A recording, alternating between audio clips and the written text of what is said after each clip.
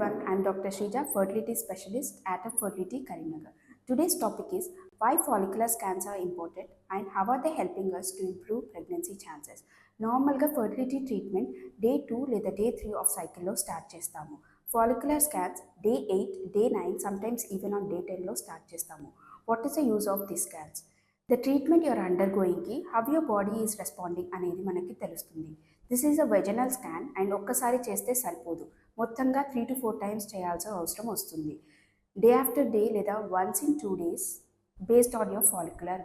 అసలు ఫాలికల్ అంటే ఏంటి? ఎగ్ అనేది చాలా చిన్నది, స్కాన్లో కనబడదు. ఎగ్ ఫాలికల్స్లో గ్రో అవుతుంది. అందుకే మనం ఫాలికల్ సైజ్ ఎలా గ్రో అవుతుంది, ఎన్ని ఫాలికల్స్ గ్రో అవుతున్నాయి, ఎండోమెట్రియం థిక్నెస్ అడిక్వేట్గా ఉందా లేదా అనేది సీరియల్గా ఈ స్కాన్స్ ద్వారా మానిటర్ చేస్తాము.